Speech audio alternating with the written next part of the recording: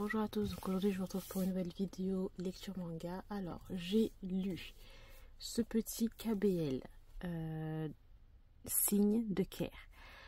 Franchement ça j'en attendais de ouf, j'attendais beaucoup de ce petit, c'est vraiment une brique et c'est hyper lourd, de ce KBL, bel coréen. Et franchement j'étais déçue parce que, je sais pas, je pensais pas que c'était comme ça. Au vu de la couverture, t'as l'impression que c'est Mimi et tout. En fin de compte, c'est pas si Mimi que ça. Ce qui m'avait intéressé, c'est qu'il y avait un héros qui était muet. Et puis, je sais pas, je trouve qu'on n'a pas trop creusé par rapport à ce sujet-là.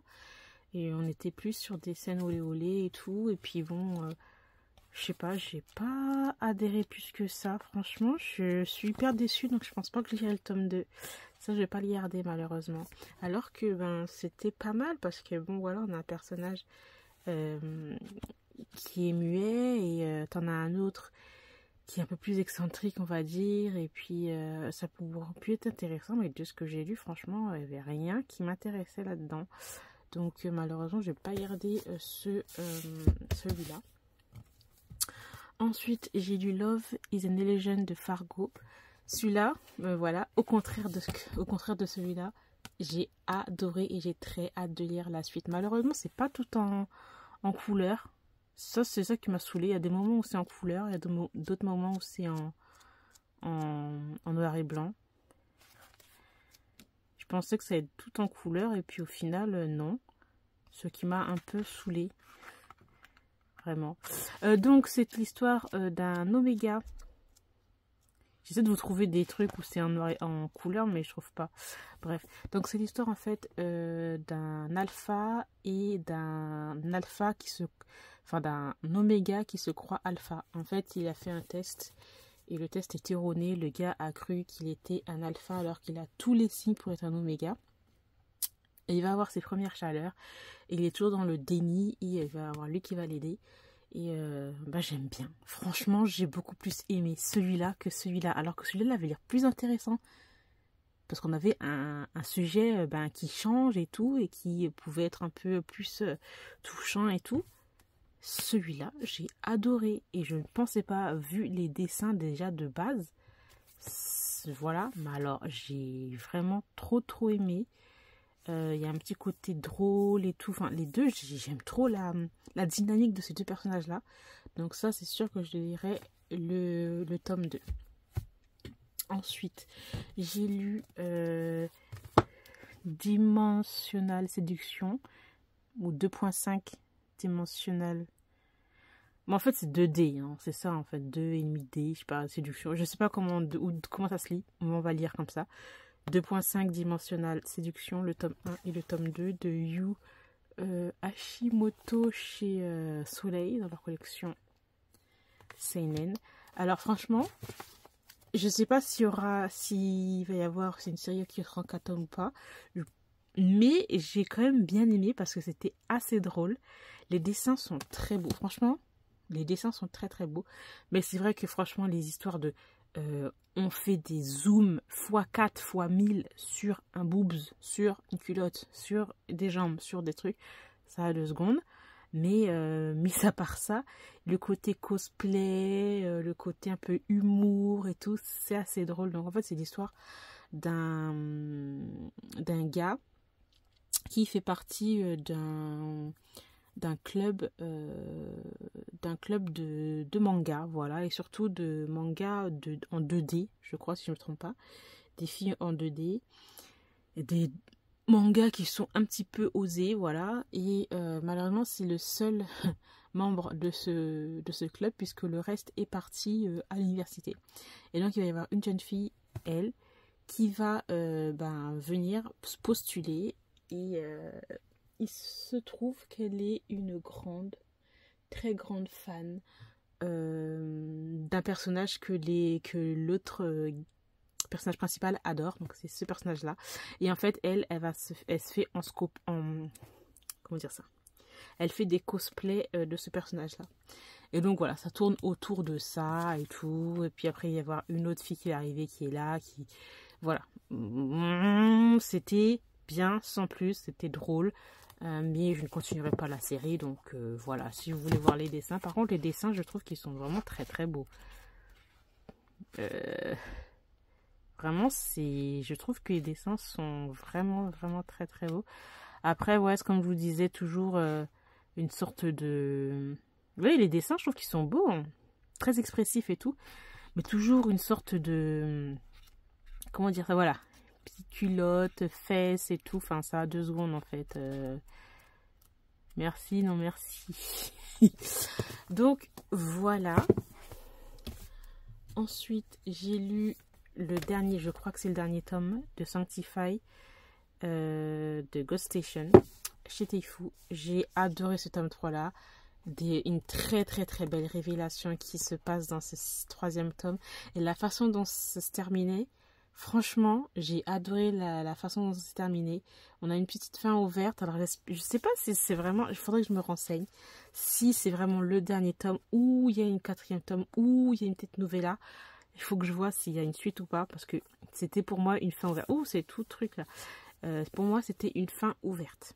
Donc, voilà, j'ai adoré. J'ai trouvé franchement très beau la fin. Et je trouve que c'est une série qui est assez sombre dans sa globalité.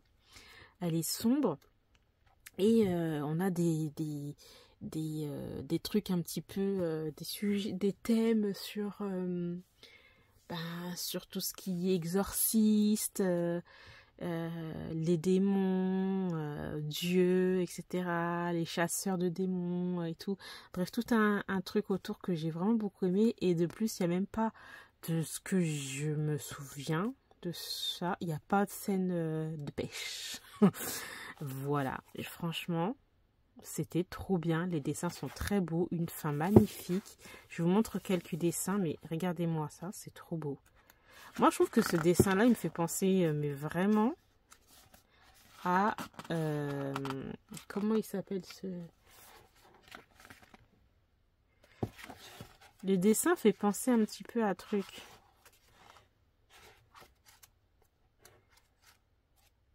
Vite fait, mais ça fait vraiment penser quand même.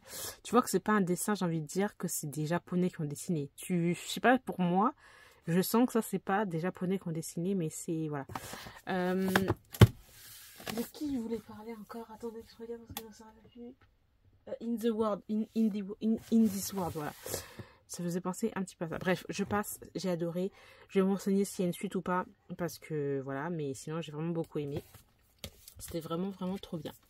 Ensuite, j'ai lu Father, I Don't Want This Marriage. Alors, le dessin de Rowal, les scénarios de Yuri et l'œuvre originale de Hongisu chez Pika. J'ai beaucoup aimé, les dessins sont très très beaux, mais c'est vrai que j'ai lu... Attendez, alors j'ai lu... Et il est où le truc là? Ah, il est pas là. Ah si, normalement je l'ai lu, il est là. Ouais, il est là. Attendez, que je me souviens plus, voilà. Seule la mort attend la vilaine. I don't want... Father, I don't want this marriage. Je crois que j'ai un autre truc dans le genre. Voilà, j'ai bien aimé, mais j'espère que ce genre-là, parce qu'on m'a dit que le villainess, c'était un genre, j'espère que les autres titres, un peu genre villainess, c'est pas tout le temps la même chose, parce que ça va me saouler. Parce que là, j'ai lu Father, I Don't Want This Marriage, mais j'ai lu aussi l'autre là, que je vous ai dit, là, qui fait partie de Khotun, là. Attendez que je regarde encore, je ne me souviens plus le nom. Seule la mort, truc la vilaine, là. Ça ressemblait à mort. Donc là, on est un peu dans une sorte de réincarnation et une fille qui était dans le monde présent se retrouve en fait dans une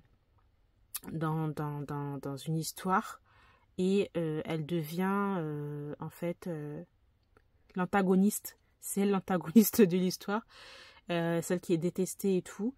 Et il va y avoir ces deux personnages-là. Donc il y a son père qui est là, mais j'ai pas l'impression que ce soit vraiment son père. Peut-être que c'est son père adoptif ou je sais pas, mais Il y a un truc mystique là. Et celui-là qui est un peu mystérieux. Et donc, voilà, on suit tout ça. Et comme je vous dis, j'espère que franchement, le genre un peu vilainesque, c'est pas tout le temps la même chose. Parce que bon, c'est bon, les réincarnations où les filles, elles reviennent dans une histoire, dans un jeu vidéo, dans un truc. Et puis, c'est la vilaine, il faut qu'elle fasse des trucs pour pas qu'elle meure ou je sais pas quoi. Et on a 10 protagonistes qui sont là. Et bon, j'ai bien aimé, mais... Voilà, j'en ai acheté un peu plusieurs de ce genre-là en plus. Donc bon, voilà pourquoi je me dis, c'est sûr que c'est pas toujours la même chose.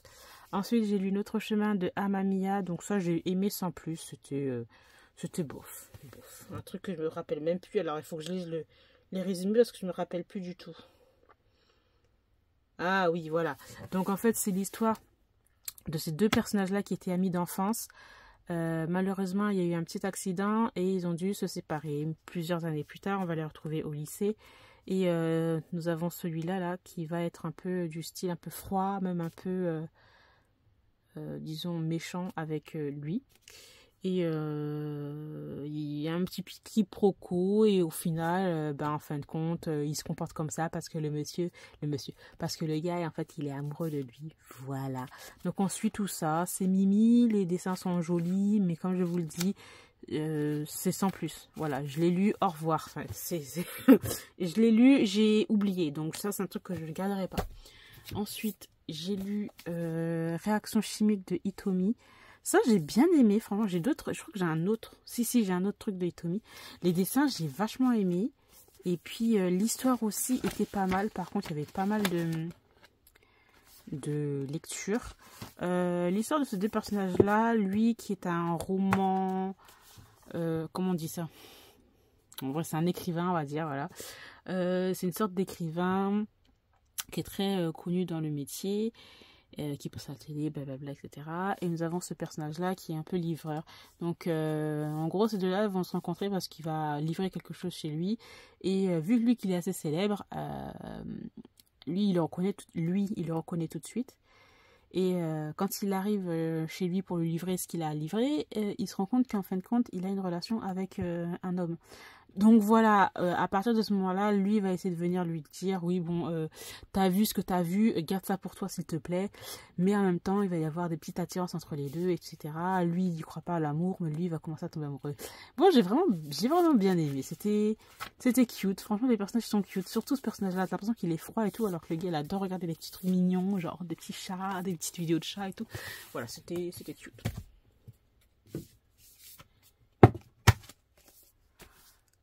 Ensuite, j'ai lu Après la pluie, Maru de Wakame Kuki. Je me rappelle plus de l'histoire. Franchement, moi, je vous dis la vérité, je me rappelle plus de l'histoire. C'est quoi?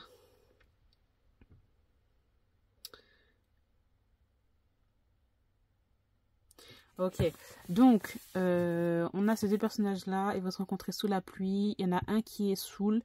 je vous fais un résumé vite fait. Il y en a un qui est saoul et qui va va prendre l'autre pour quelqu'un d'autre en fait. Lui, il va le recueillir chez lui pour l'aider un petit peu. Et puis bon, au final, ils vont se retrouver à coucher ensemble. Et puis voilà, le gars il est encore dans ces trucs là parce qu'il est dans une relation bizarre avec un autre gars.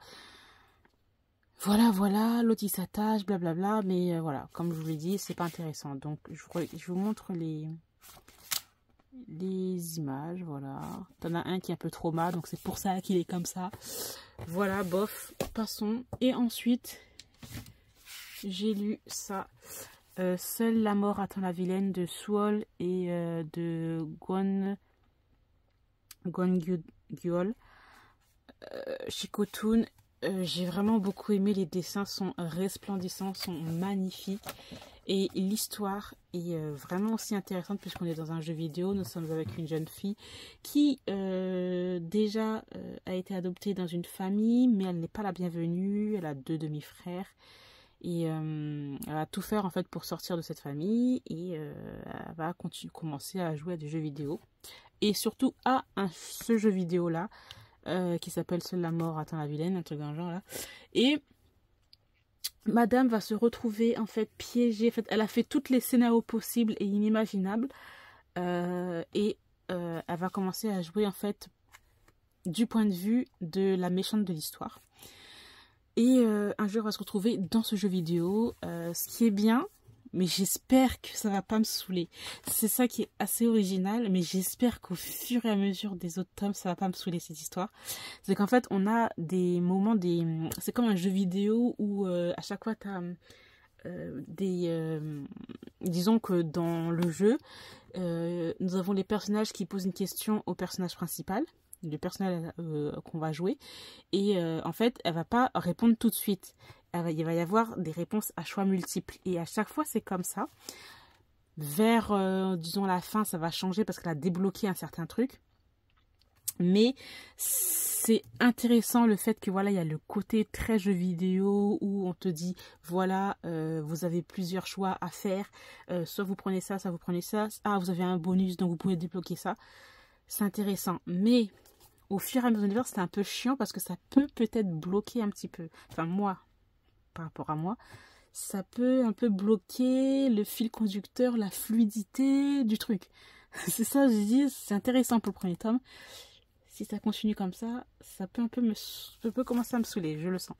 Et donc, bref, nous avons ce personnage-là qui était dans le présent, qui se retrouve dans ce jeu vidéo, et elle est la personne détestée, et il faut qu'elle fasse tout pour ne pas décéder, parce qu'en fait, ce personnage meurt dans le jeu, peu importe dans quelle situation. Et donc elle, il faut qu'elle essaye en fait de se faire aimer, parce qu'elle a des pourcentages, je sais pas si vous voyez là, par rapport à certains protagonistes, et il faut en fait que tous les pourcentages de certains personnages soient à 100% pour qu'elle puisse vivre et tout, et elle va essayer de faire tout son possible en fait pour voilà. Et donc on rencontre 10 000 personnages qui sont vraiment intéressants et qui la détestent, bien sûr. On a ce personnage-là. On a l'autre frère de ce personnage. Non, il y a des personnages qui sont intéressants. Hein. Moi, j'aime bien. Il y a ce personnage-là. On a le prince là-bas, là, qui est un peu... un prince un petit peu sauvage, là. Il a les yeux rouges. Ouais, lui. Il est trop stylé. J'aime bien lui, j'aime bien lui, j'aime bien lui.